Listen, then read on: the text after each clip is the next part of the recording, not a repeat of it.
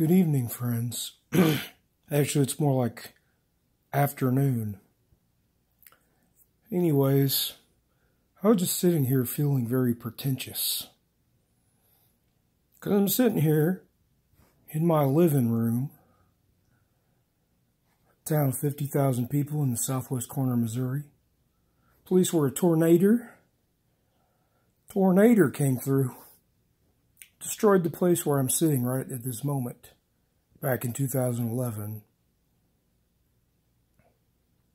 Not at this exact moment, but whatever. Because it's January and it happened in May, but anyway. It's like, damn it, today I got to try to find out.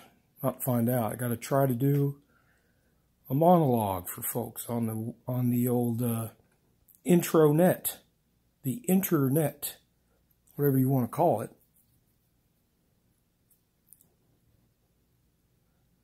Choice weapon of the devil. That's what I can tell you. Believe in that shit, devil, huh? I've always thought the people that I always thought the devil was kind of pretentious. Maybe that's why I'm feeling a little pretentious today. I don't know why. Yeah, the devil's walking around.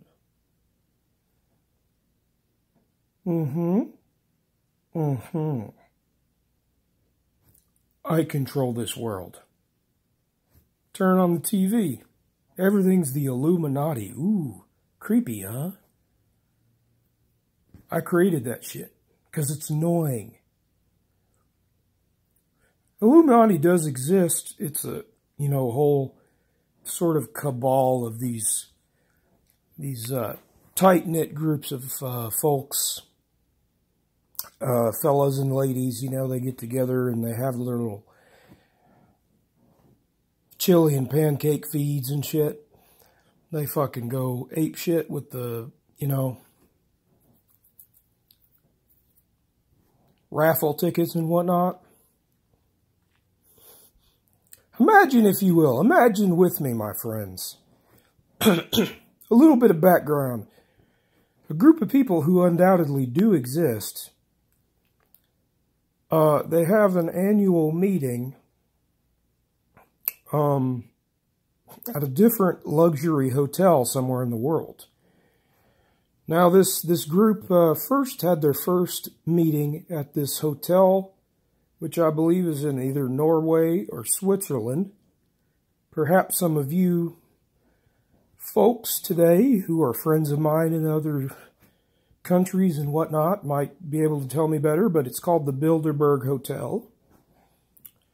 I even went on TripAdvisor. I did. And I was clicking around, and I thought, do I dare? Oh, yes, I do dare. I'm going to see if I can get a room at the Bilderberg Hotel, see how much it costs and whatnot.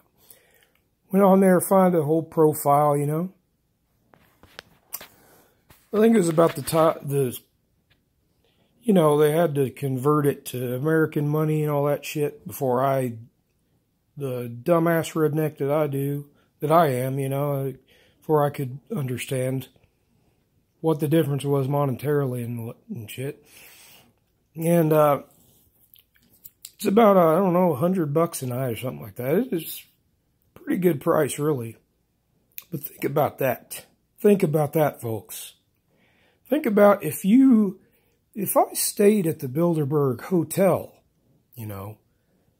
back in the late 70s, before I existed, when the first meeting happened,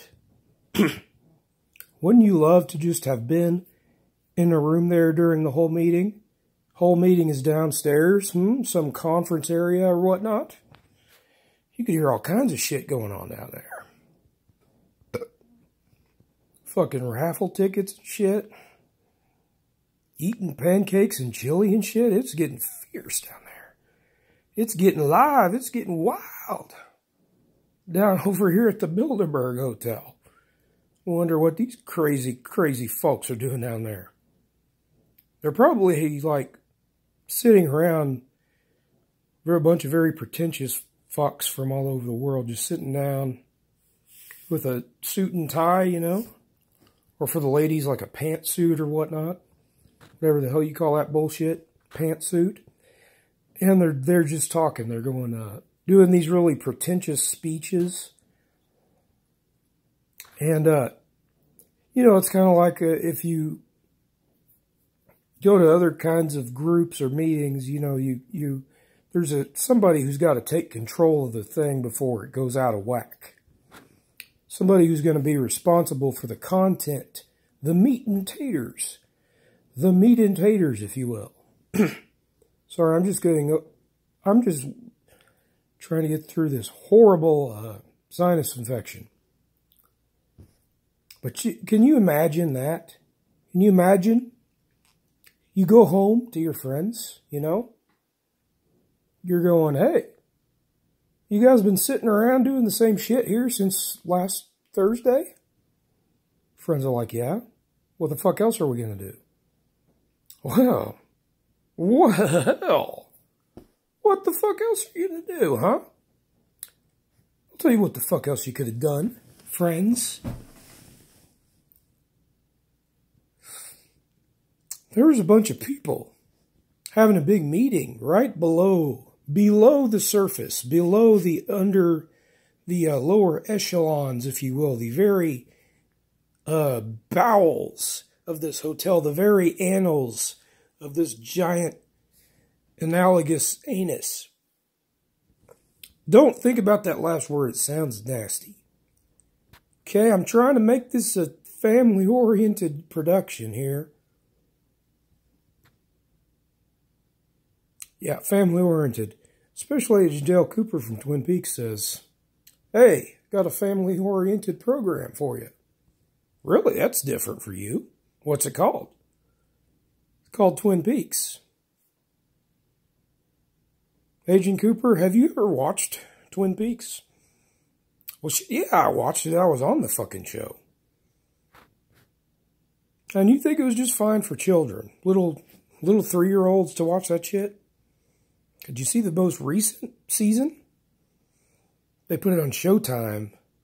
There's all kinds of language and naughty stuff in it. Interesting. I still say it's a kid's show. Hey, can you imagine that? Hey, Agent Dale Cooper of the FBI, hanging out with his cross-dressing DEA agent friend, you know. You think this woman, Laura Palmer, you think maybe anyone ever, I don't know, snorted cocaine right off their ass? You know, then the DEA agent could be like, shit, you obviously haven't seen Californication yet, man. The other show I was on, I did sicker shit than that on that show. Yeah, David, but it was just a show, correct? Felt pretty real to me when I was banging all kinds of broads.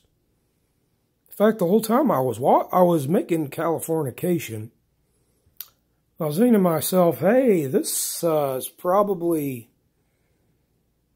like I'm doing porn.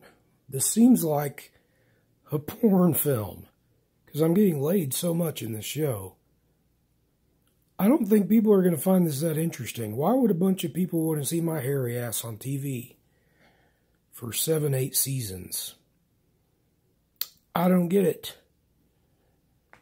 But somehow somebody likes to. Because a lot of people watch shit. I watched it, but it's, you know, show Californication kind of got old after 5 or 6 seasons, you know.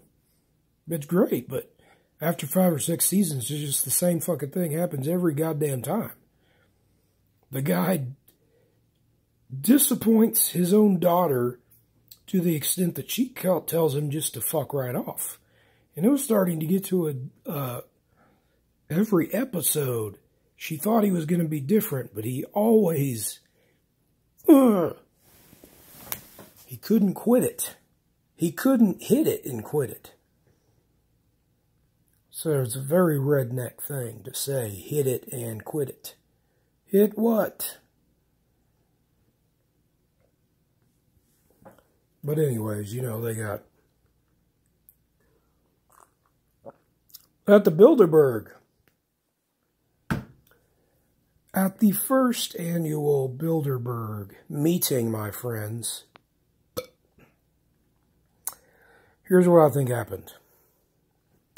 Guy comes in with 10,000 midgets and 3 ponies.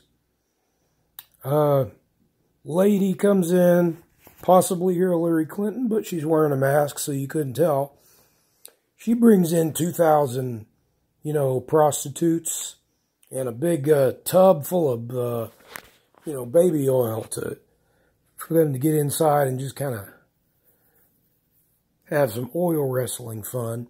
And then it got really crazy. People started making speeches and shit. It was fucking cray-cray, okay? I don't normally say that phrase because it's stupid and annoying. So I don't say it very often, but that Bilderberg meeting was cray-cray. It was getting out of hand. Way too much going on. Way too much succulent, oddly Midwestern-esque types of sexual orientations and behaviors, right? I don't know. Fucking on top of ponies and shit. Each other on top while sitting on top of a pony and shit. That's what I was talking about. And they're all wearing masks and shit. Oh, and then it get really fucking crazy. When they brought in some people and they put them in a podium and they talked for 30 minutes to an hour. They did speeches. Somebody got up, said, "Hey, my name's Bill. A lot of you might know me. But I want to talk about current affairs. Let's talk about the last time I ran for mayor in the city of Washington, Indiana. Time I had a dog. Uh-oh. A dog. This is getting a little weird. I had a dog. Pet him every day. Ooh, really? What else did you do with your dog, you sick bastard? Fed him. Gave him water. Threw a bone so he could go. Oh, a bone? Are you using some sort of sick allegorical language with this? You gave your dog a bone? No, I mean literally, I gave the fucker a bone. Alright? What the fuck do you expect me to talk about? Alright? I've spent my entire life running for the mayor every fucking year for 25 goddamn years consecutively to be the mayor of this town in Indiana. Right? And why are you bringing up bestiality all of a sudden? That's not what the Bilderberg group is all about.